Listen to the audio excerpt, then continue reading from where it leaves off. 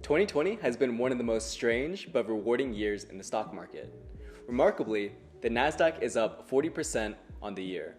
That's pretty impressive returns, but that actually pales in comparison to some of these high-flying tech stocks that we're going to be covering today.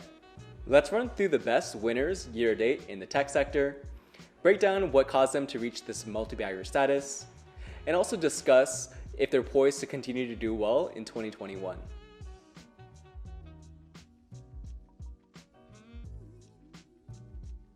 Now, when making this video, one of the first stocks that came to my mind when thinking back about one of the best performing tech stocks of the year is, of course, Zoom.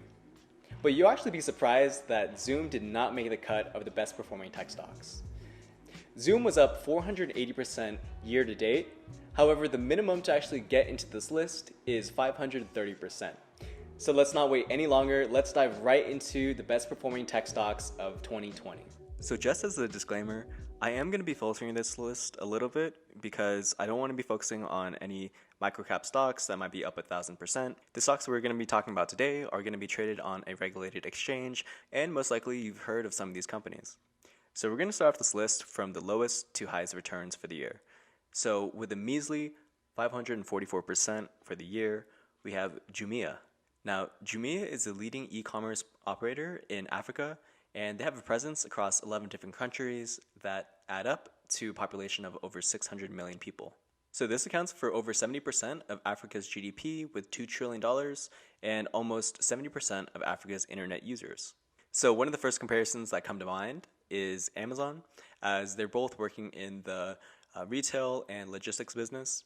Another company that you can compare this to is Mercado Libre, which is an online marketplace company that primarily does business in Mexico and South America.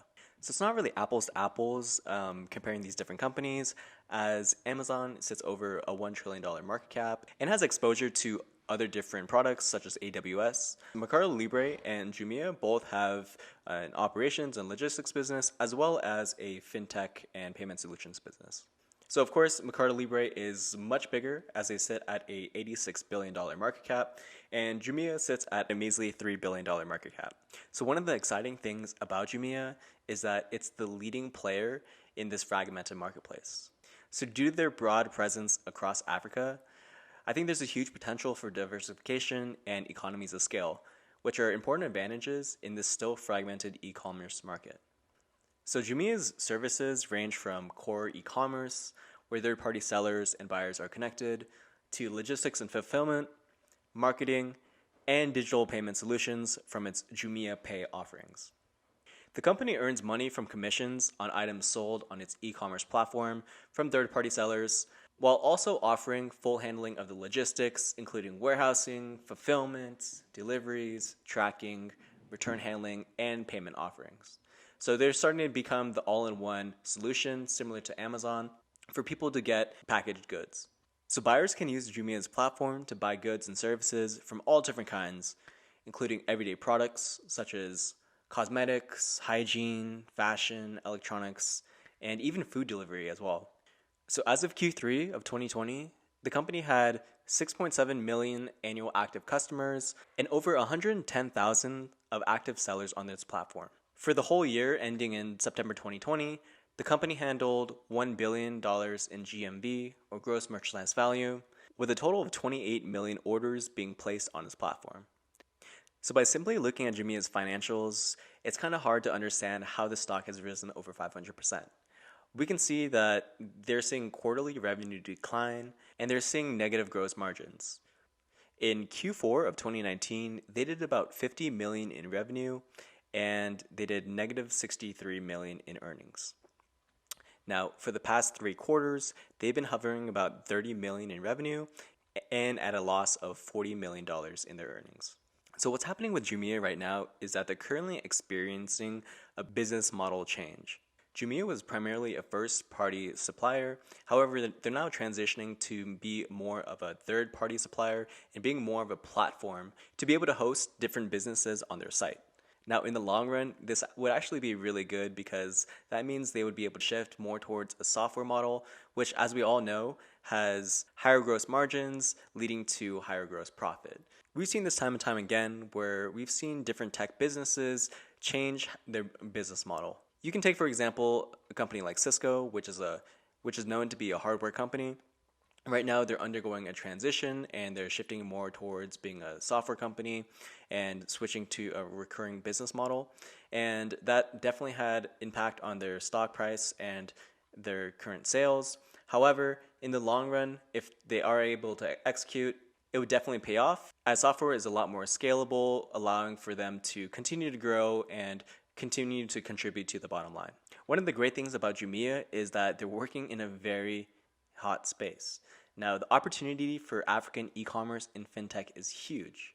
I'm not going to go all into detail, but I'll just summarize that Africa, with its 1.3 billion population, has one of the world's largest underpenetrated populations with respect to e-commerce and fintech adoption. The African population is also the fastest growing of all continents, with a 2.7 growth rate per year, which is twice the growth rate of South Asia or Latin America.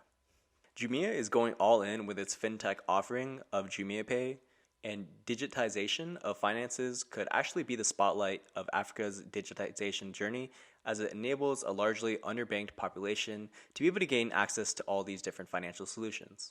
So Jumia is currently right now the only fully integrated operator of e-commerce in Africa. And while there are multiple players in different parts of commerce, there aren't any companies that operate as a fully integrated service offering platform.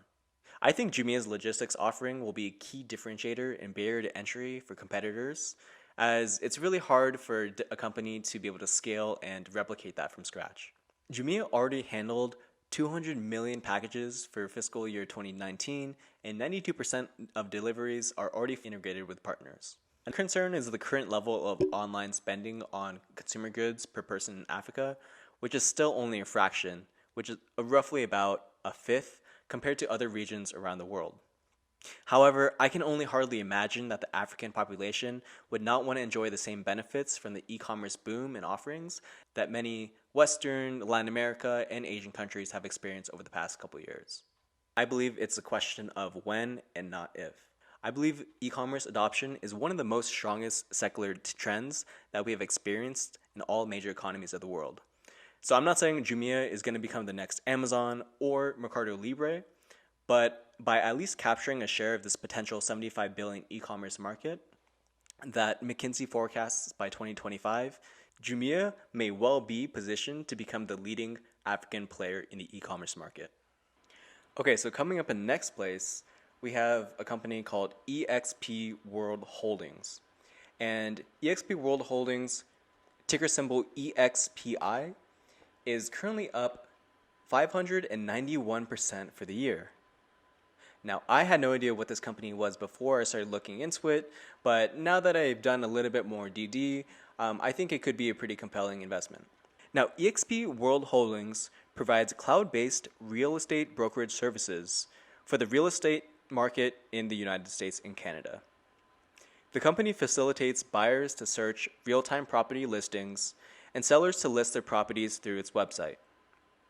It also provides buyers and sellers access to a network of professional, consumer-centric agents and brokers.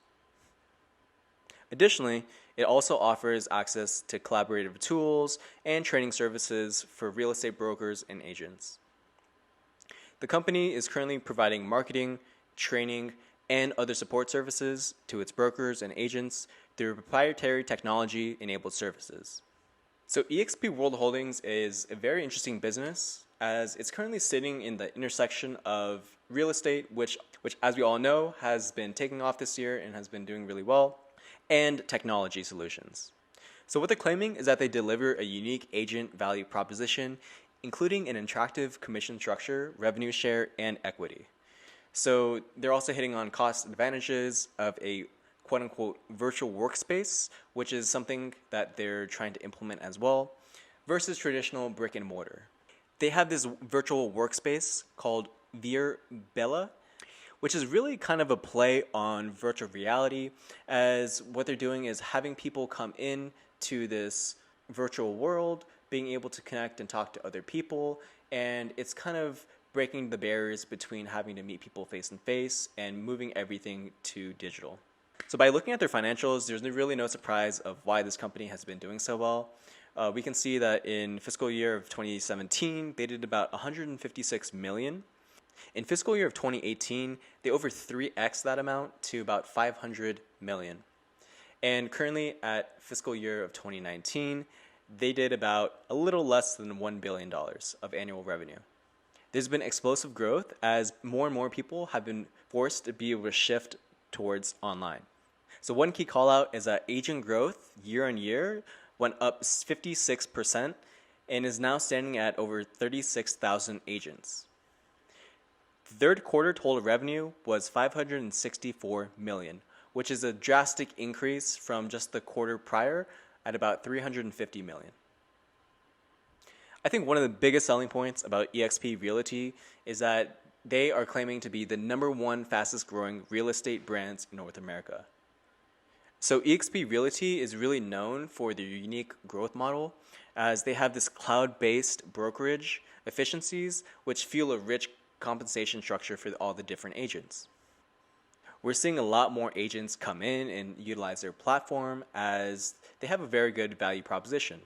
They say that it's a highly attractive commission structure, they have a revenue sharing program, and also equity awards for meeting production criteria. And of course, what we love seeing is that it's won awards on Glassdoor from 2018 to 2020 for the best places to work. So they have something called the VIR Bella, which is the virtual world platform, which they're coining as the future of work. Their vision with VR Bella is to push the future of work forward with a virtual workspace solution. So far from what I've seen, I really like this business. I believe the real estate market has a lot of demand and there's always people trying to get more involved with real estate.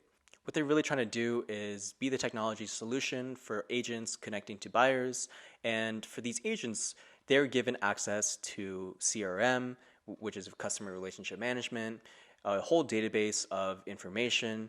And as we can see, there's been a lot more adoption of agents flocking to this platform. So I'm definitely interested in getting more involved with this space. I currently own Redfin right now, which is my only exposure to real estate. However, I do think this would be a good play. Its revenue is doubling every single year, and we can see a lot more agents are starting to utilize the platform. So next on the list, we have a fan favorite, or by fan favorite, I mean a personal favorite, which is Digital Turbine, ticker symbol APPS. Now, Digital Turbine is currently up 685% on the year. I actually just made a full in-depth analysis video of APPS here on my channel, so I'm going to go ahead and link that on the top right for you guys to check out. But to put it simply, Digital Turbine simplifies content discovery and delivers it directly to the device. Its on-device media platform powers frictionless app and content discovery, user acquisition and engagement, and operational efficiency and monetization opportunities. So to put it simply, APPS is trying to be the major player in getting apps recognized. They're doing all the different advertising for it, and they're pushing these apps onto the phone pre-installed, which helps drive conversion and simplifies the user experience. So up next, we have a little company called Overstock. Now, Overstock is an online retailer with an e-commerce website focused on selling new home products, including furniture, decor, rugs, bedding, home improvement, and more. So to put it simply, Overstock is similar to Wayfair as they're selling home furnishing products. The company estimates tens of millions of customers visit the website every month, and they have an online-only model which has proven pretty advantageous in the current environment where people shop from home instead of visiting their stores. As we've seen with Wayfair, the stock has seen a significant run-up as more and more people are stuck at home and they have more discretionary income to spend, and they've been spending it more on home improvement since they've been spending more time at home. So in the recent quarter, the revenue rose 111% year on year to $732 million in the third quarter, driven by increased demand. The company is also seeing more sales from different sources. And one of the key callouts that I saw is that they've had a 141% increase in purchases from new customers. Also in the third quarter, their net income of $23 million was $54 million higher than the prior year. So while they've been profitable in the two most recent quarters, prior to that, the company has been reporting losses for a very long time. In earlier quarters, their retail business was unprofitable, plus the non-retail segments also reported losses. And these segments continue to lose money in 2020. Their non-retail segment includes digital security and blockchain technology solutions. So interestingly enough, Overstock is actually getting more exposed to the cryptocurrency market. So Overstock was one of the first major mainstream companies to announce Bitcoin support. So after launching T0 Security Token Exchange in late 2016, Overstock also completed a $134 million initial coin offering, or ICO, for T0, which is their coin. Now, I originally started looking into Overstock in about September and October. And one of the things that compelled me to not invest was that I didn't really like the fact that they're expanding and getting into all these different industries. It kind of seemed to me that they're lacking focus in what their whole entire mission or product offering was. But as we've seen with cryptocurrency blowing up this year, it definitely could be a good long-term play for them to get exposure into this area. I think it's pretty impressive that Overstock is seeing very strong revenue growth, and this industry is pretty hot right now because more and more people are staying at home and wanting to do things with their house. So I really do like the fact that Overstock is seeing strong revenue growth and they're working in a pretty hot market right now. However, for me personally, I am not really comfortable with the kind of direction that this company is going. I don't really know if it's going to get more into blockchain or if it's going to still focus on trying to gain market share in this US home furnishings area. So the top US home furnishing online brands ranked by online revenue is Amazon, then Wayfair, then Walmart, then Target, and then Overstock. So for me personally, I would rather take a bet on either Amazon or Wayfair, as I think it's more of a safe play and I'm more familiar with their businesses. So I can't say I should be too surprised with this, but I was definitely shocked to see this one on the list. Now up over 813% on the year, we have Fiverr. So I think Fiverr as well as Upwork are pretty well known now, as they're essentially the platform for freelancers to be able to buy and sell their services and for people to consult with them. Now, Fiverr's mission is to change how the world works together. So Fiverr has pioneered a service as a product, or as AAP model, to create an on-demand e-commerce experience that makes working with freelancers as easy as buying something on Amazon. So they're hitting on two different fronts. They're helping out businesses find the right talent, negotiate in contracting, and essentially simplifying the whole entire process to find someone to be able to finish a job. And on the other side of things, for freelancers, as Fiverr has a unique e-commerce platform providing these different freelancers with direct access to global demand from buyers. So the estimated US freelancer market is $750 billion annually, and Fiverr estimates that their current addressable market in the US alone is over $100 billion. They're currently in over 160 countries, yet approximately 70% of the revenue today is generated from English-speaking countries. So their business model is pretty straightforward, as they generate revenue primarily through transaction-based fees. So take, for example, when an order is placed, a buyer pays Fiverr the gig price plus a 5% service fee with a minimum service fee of $2. And upon successful completion of an order, Fiverr makes about 80% of the gig price available to the seller of the gig.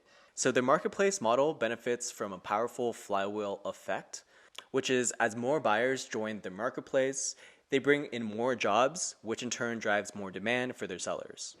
This really attracts more sellers to join their platform, who will list more service offerings, which in turn gives buyers more selection, better quality, and more value for their money, which leads to more repeat and cross-category purchases.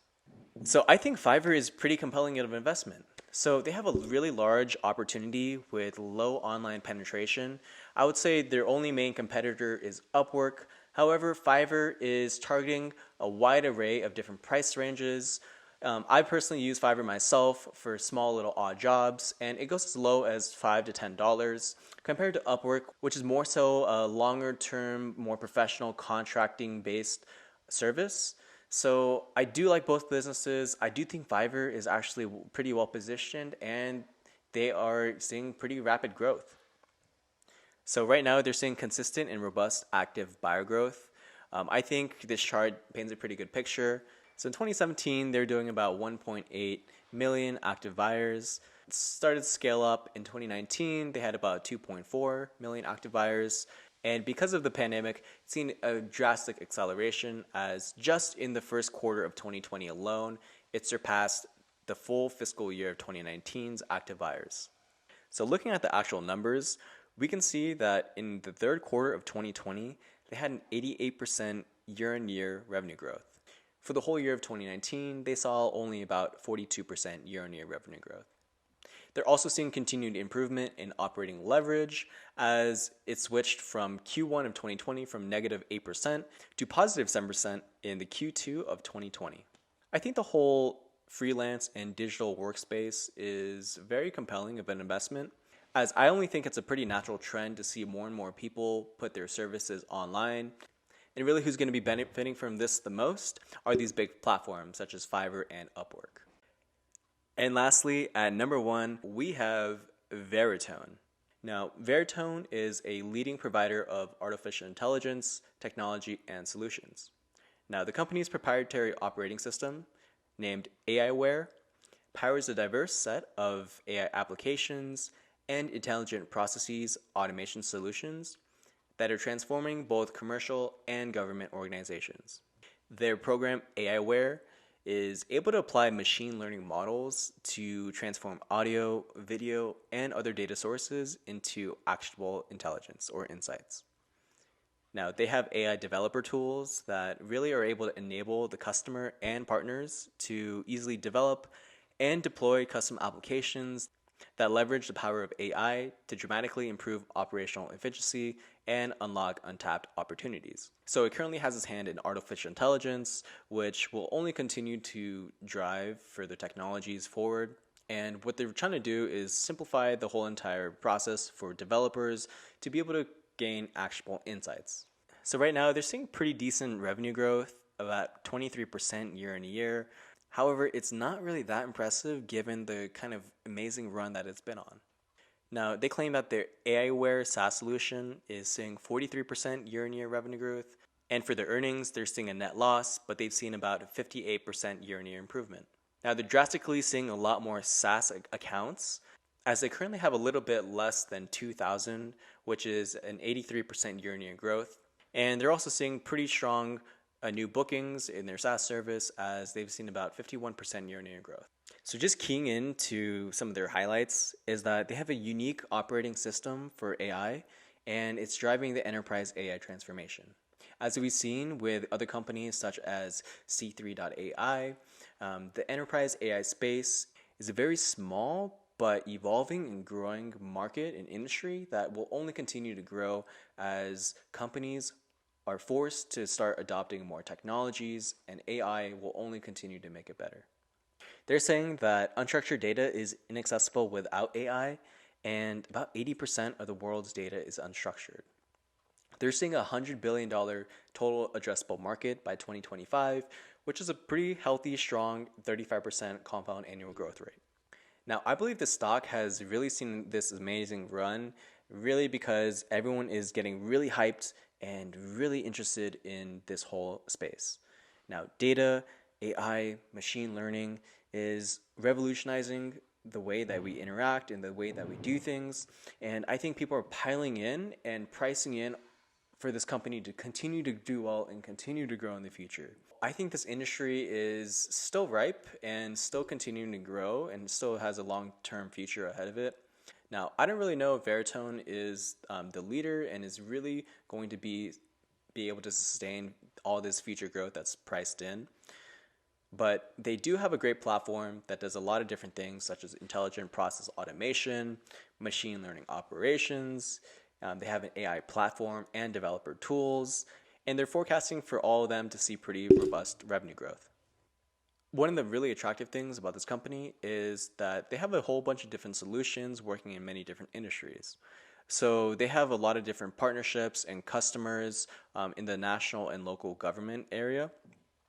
So they have different customers such as the police department, and they have partners with Microsoft, Oracle, Deloitte, and other big tech companies.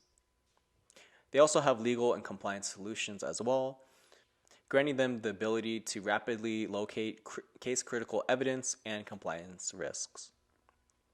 They're also working in the media and entertainment space, so they have customers from ESPN, CNBC, Fox Sports, which are all relying on Veritone's solutions to be able to analyze, manage, and monetize media assets. Their AI-enabled content monetization allows them to leverage AI to maximize advertising efficacy and content monetization. So as we all know, the advertising space is very in demand, and they are essentially just this AI data company that's kind of being the tech solution for them to be able to continue to maximize their operational efficiency. And Veritone is really becoming this AI solution for them to gain deeper insights to help drive business outcomes. So they're seeing pretty strong revenue growth at a 41% compound annual growth rate, and they're seeing reduced net losses as well.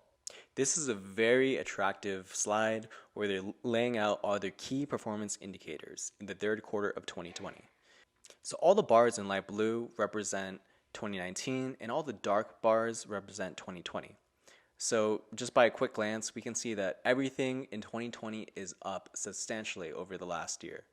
Average gross billings per active client, their advertising net revenues, their SaaS solutions net revenues, and their total account on platform at quarter end are up drastically.